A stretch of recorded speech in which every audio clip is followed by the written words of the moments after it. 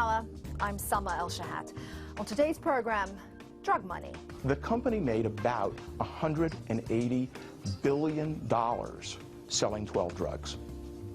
They paid $2.3 billion in fines. That is a good business plan. The United States healthcare industry is the world's biggest, with $300 billion a year spent on prescription drugs and rising. For many, these drugs have brought undeniable benefits. But recent months have seen health scandal after health scandal making headlines in the US. Two of the world's biggest pharmaceutical companies have been fined billions of dollars after investigations into their secret working practices. What these cases have revealed will change the way the drug industry is perceived forever. Revelation after revelation has emerged of pervasive fraud, fatal side effects, and of huge kickbacks paid to doctors. This investigation by Melanie Newman and Chris Woods reveals how healthcare became unhealthy profit.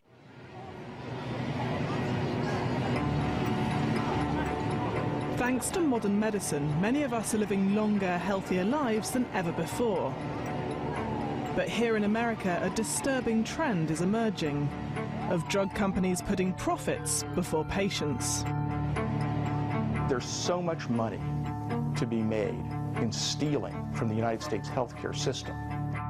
One of the things we are now looking at is going after executives in these companies and holding them personally accountable. A decade ago, David was prescribed Risperdal for a psychiatric illness, a drug made by Johnson & Johnson. US authorities had never approved Risperdal for treating his disorder. It had devastating consequences, he says. He's now wheelchair-bound with diabetes and Parkinson's. In a lawsuit against Johnson & Johnson, he blames Risperdal. His lawyers have asked that we protect his identity. All I can say is about Risperdal is, like, I'm holding myself together right now, but between the Parkinson's and the diabetes, it really has done the job on me. It's a bad drug, and it should be banned. I'm a living example. No life. US regulators have ruled that Johnson & Johnson misled doctors about potentially fatal risks associated with the drug, including diabetes. And did it help you at all? No, no. Psychologically, it didn't do anything for me. It just made me sick. You know, the manufacturer of this drug, Johnson & Johnson, yes. What would you like to say to them?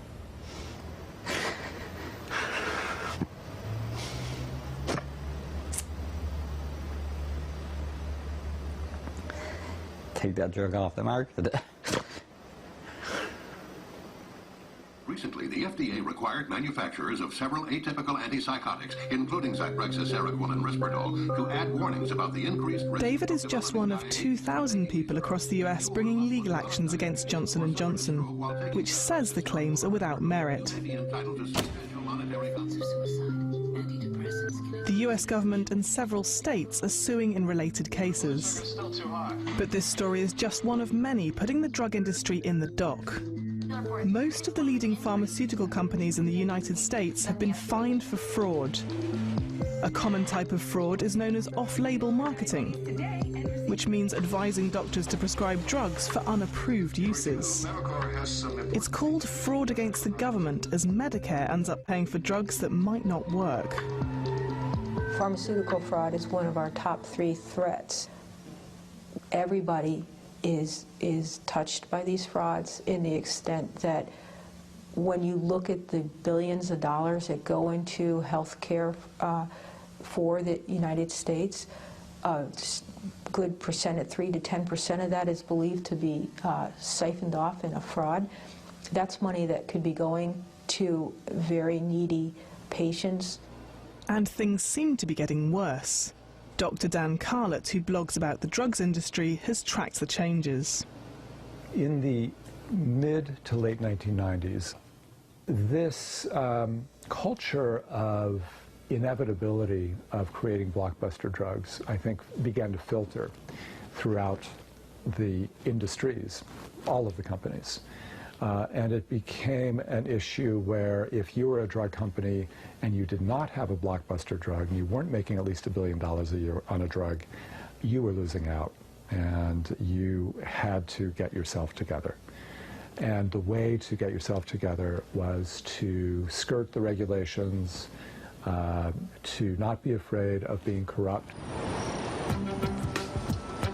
But the US government is fighting back. In the last 2 years alone, it's fined 6 of America's top 10 pharmaceutical companies for fraud. Investigations are ongoing against another 3. Of the 10, only Roche remains untouched.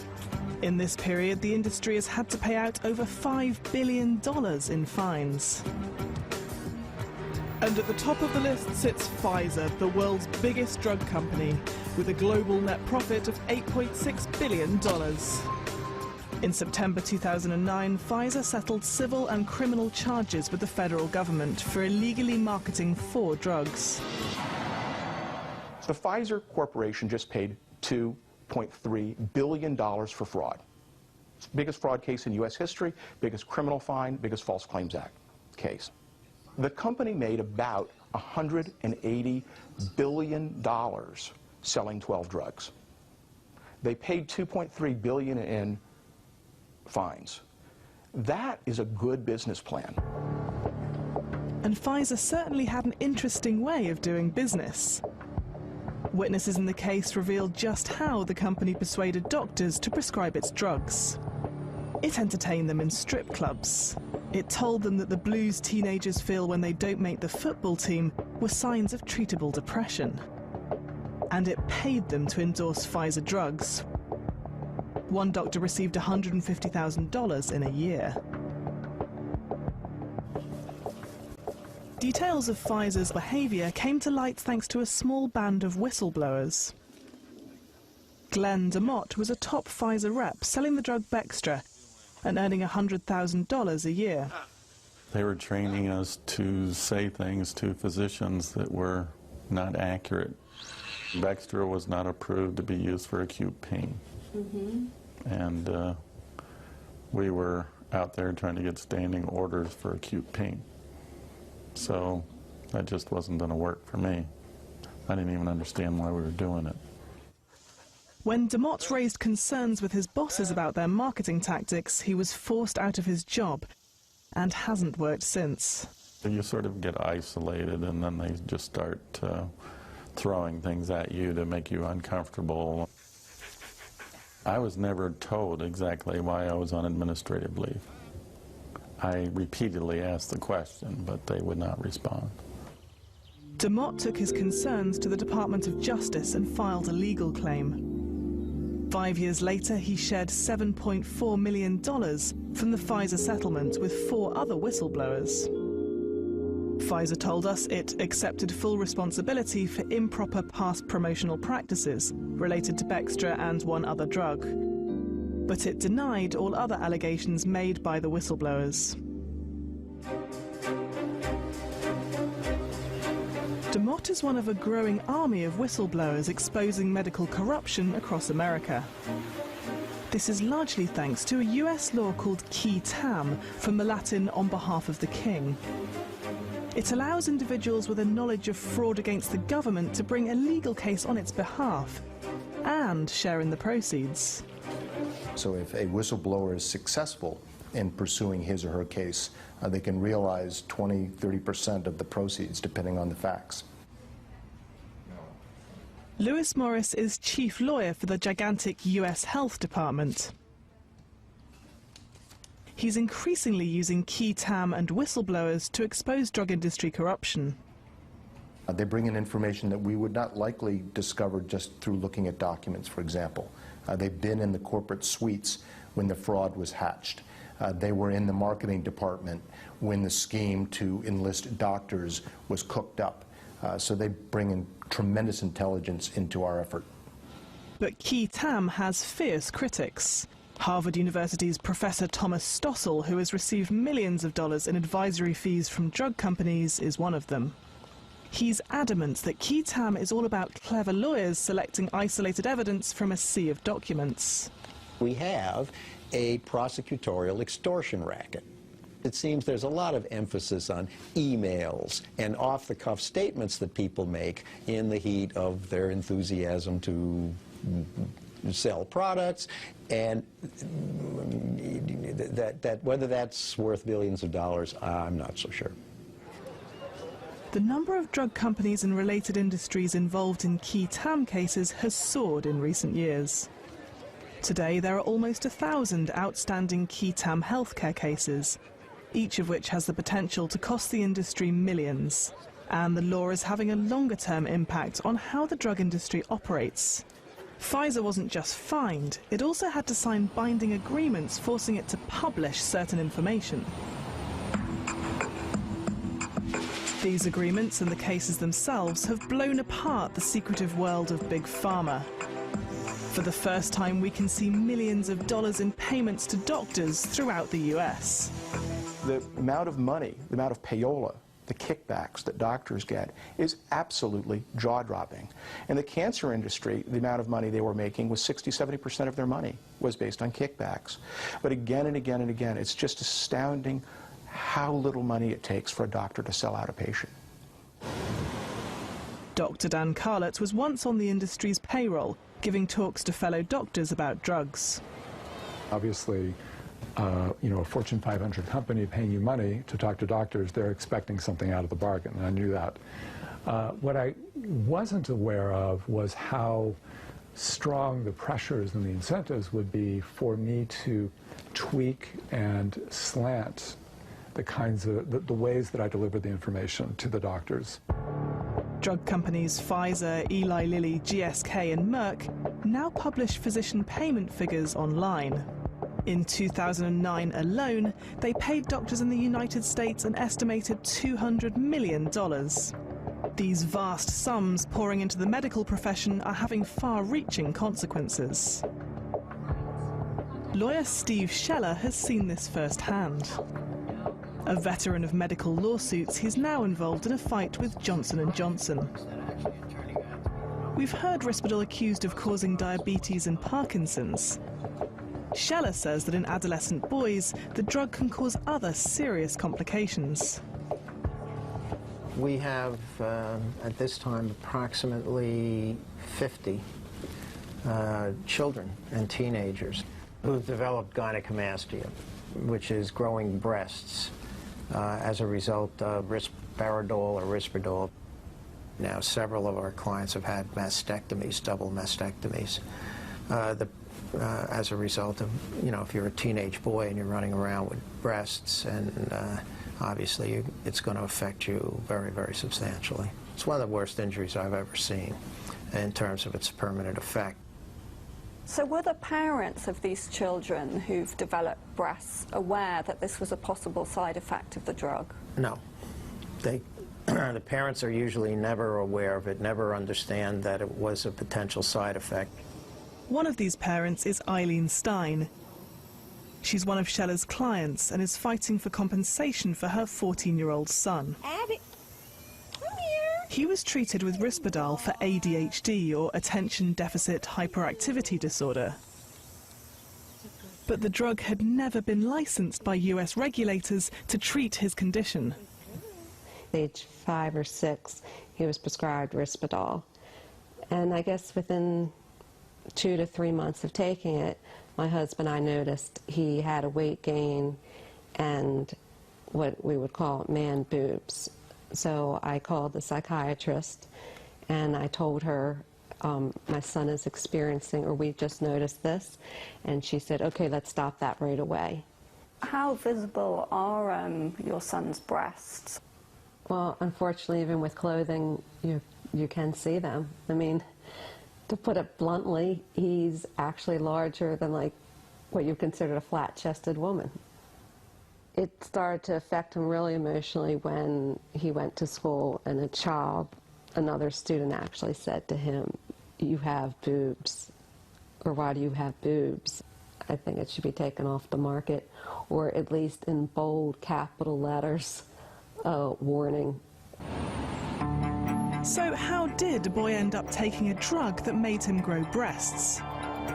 Federal investigators are looking into claims that Johnson & Johnson illegally marketed Risperdal for use in children, including those with ADHD. The company was paying some of the most influential doctors in the field. Professor Joseph Biederman is a psychiatrist at Harvard Medical School. He was called as a witness in the Risperdal lawsuits and is speaking here under oath. Full professor? What rank are you? Full professor. What's after that? God. Did you say God? Yeah. Biederman is an authority on bipolar disorder.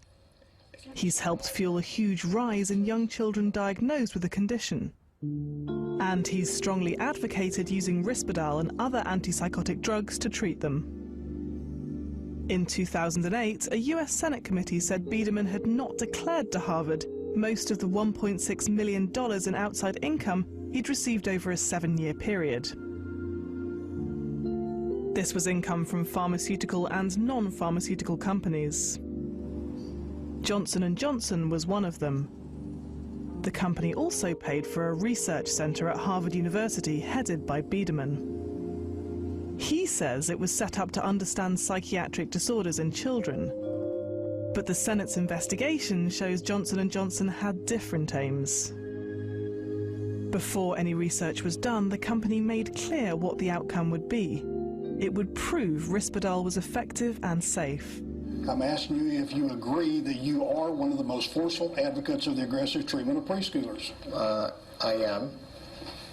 Would it surprise you it's over 20% of all the Risperdal that's used is used in kids? I have no idea how much Risperdal is used in children. Do you consider yourself in any way responsible for that? No. Okay. Johnson & Johnson told us it did not direct the content of the centre's research nor the conclusions, and says it only ever promoted Risperdal for its FDA-approved indications. Dr. Biederman says his work has focused on allowing children to have the same access as adults to safe, effective, and in some cases life-saving medications. And he says he made full disclosure of his outside income in accordance with Harvard rules. With so many drug scandals hitting the headlines, the country's regulators are being swamped. Since I have type 2 diabetes, I try to do what my doctor says. But her blood sugar is still too high. Avandia was once the world's best-selling diabetes drug. It earned its maker, GlaxoSmithKline, billions of dollars. But it's now thought to have caused 100,000 heart attacks in the US alone. You as physicians and the public had a right to know that there was a major concern about this drug. In July, the US Food and Drug Administration held hearings into the dangers of Avandia, which may lead to the drug being banned. Its license has already been suspended in Saudi Arabia. An investigation by the US Senate's Finance Committee found the totality of evidence suggests GSK was aware of the possible cardiac risks associated with Avandia years before such evidence became public. And that rather than sounding the alarm, the company focused on strategies to minimize or misrepresent findings that Avandia may increase cardiovascular risk, and sought ways to downplay findings that a competing drug might reduce cardiovascular risk.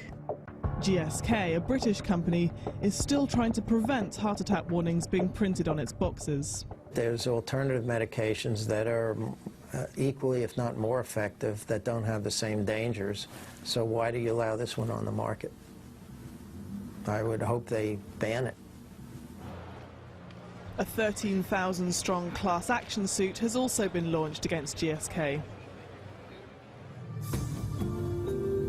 GSK told us, results from 6 controlled clinical trials show that Avandia does not increase the overall risk of heart attack, stroke or death.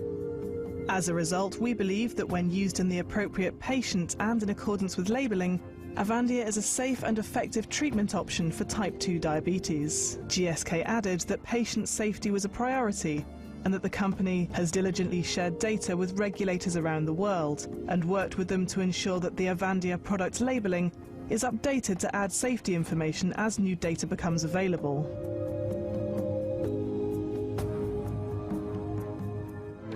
You may be entitled entitled to substantial monetary... Many of America's leading pharmaceutical corporations appear mired in corruption. Can massive fines alone stop the rot? The US government is reaching for ever stronger powers to control the industry. One of the things we are now looking at is going after executives in these companies and holding them personally accountable. This responsible corporate official doctrine will allow us to go to a CEO or a vice president of marketing and say, I don't even need to have proof that you specifically hatched this scheme, but you could have stopped it. You had the responsibility and the authority to stop it, and you didn't. So you have to leave this company. And as this investigation has learnt, the Department of Health is even considering breaking up drug companies found guilty of corrupt and unethical practices. In the drug industry, we have a case that is moving to final resolution, where we are going to be requiring a subsidiary and all the package of the subsidiary, its assets, its products, must be sold off to a third party. The parent company can no longer own that part of the company. No drug company would speak to us on camera. The industry body did issue a statement saying it believes that compliance with healthcare fraud laws is critically important and that it seeks a balance between appropriate enforcement and preventing unnecessary litigation. Thousands of US doctors continue to take cash payments from the industry and argue that they're doing nothing wrong at all. My wife and I go to Zambia twice a year. We do medical and dental work in rural communities. Could never have done that if I had to live off my academic salary. So freedom, the freedom to do things such as work with industry, which I think adds value, everything I do I think adds value, has enabled good patient care in a place where I never would have been able to do it before. So I'm proud of the money I've made, and I wish I could make more. Can you put a figure on it? If you had to estimate how much you got from... Millions. And more people ought to say that. For others, the drug industry is less the solution, more part of the problem. Industry has a deeply entrenched culture of corruption. This is ripping off our oldest, our sickest, our poorest. We're not getting better health care anymore from the pharmaceutical industry. We're getting bigger prices. And some, like David, now see themselves as victims of an industry's search for unhealthy profits. I will not take another pill. The drug industry is too powerful over small people or the average person. They don't know what they're giving them. They know what they're giving them, but the people don't know what they're getting. That's all I want to say. That's it for this edition of People in Power. If you'd like to comment on our report or any other matter, we'd love to hear from you on aljazeera.net/English. Until next time, bye-bye.